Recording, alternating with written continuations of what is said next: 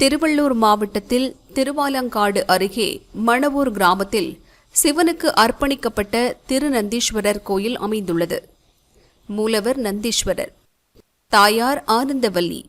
சோழர் காலத்தில் மணவூர் கிராமம் மணவூர் கோட்டம் என அழைக்கப்பட்டது. இந்த கோயில் 1200 ஆண்டுகள் பழமையானது. குறும்பர்கள் தொண்டை மண்டலத்தை 24 கோட்டங்களாக பிரித்து ஆட்சி செய்து வந்தனர். அவற்றில் 4வது மண்டலமாக மணவூர் இருந்தது. கொசஸ்தலை ஆற்றங்கரையில் அகத்தியரால் பூஜிக்கப்பட்ட இடம் இது. ஈசனும் தாயாரும் திருமண கோலத்தில் காட்சி தருவதால் இந்த ஊருக்கு மணவூர் என பெயர் வந்தது.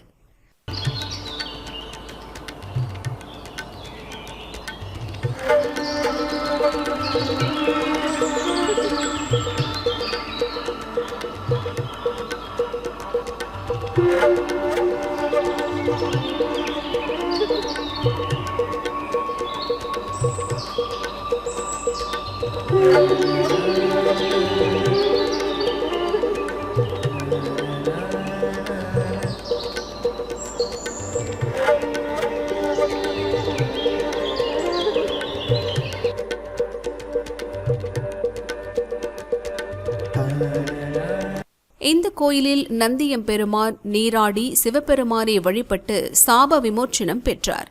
இது அக்னி தீர்த்தம் என அழைக்கப்படுகிறது. ஸ்தல விருட்சம் வில்வம். இந்த கோயிலில் கண்ணப்ப நாயனார் வழிபட்டதற்கு ஆதாரமாக உற்சவ மூர்த்திகளில் வில்லேந்திய கண்ணப்ப நாயனார் உருவம் அமைந்துள்ளது. கோயில் சுவரில் சோழ மன்னன் 3ஆம் ராஜராஜனின் கல்வெட்டில் மணவில் உடையார் சோமநாத தேவர் என இறைவன் பெயர் பொறிக்கப்பட்டுள்ளது.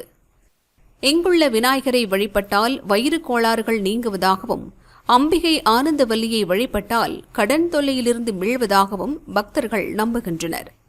வியாழக்கிழமைகளில் நெய்தீபமேற்றி வழிபட்டால் திருமண தடைகள் நீங்கும்.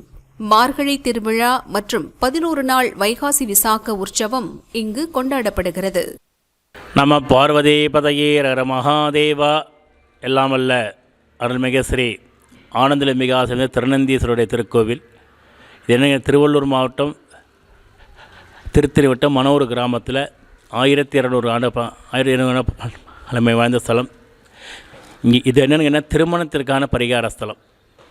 முக்கியமாக என்னென்னு கேட்டிங்கன்னா, இங்கே வந்து அகத்தியருக்கு திருமண காட்சி கொடுத்ததுனால இது எப்படியும் ஒரு 108 தேசங்களில் சுவாமி அகத்தியர் தரிசனம் பண்ணும்போது இந்த மணவூருங்கிற இந்த சிவாலயத்தில் தரிசனம் பண்ணி எப்படியும் அவருக்கு காட்சி கொடுத்த இடம்.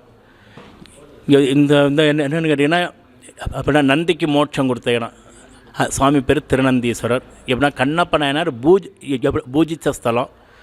எப்படின்னா சந்திரனுக்கு சாப விமோச்சனம் கொடுத்த ஸ்தலம்.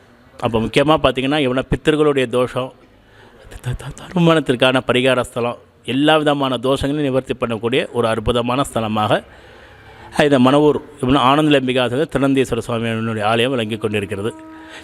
எல்லா விதமான தோஷங்களுக்கும் இங்கே எல்லாத்துக்குமே எல்லாம் நிவர்த்தியாக இருக்குது.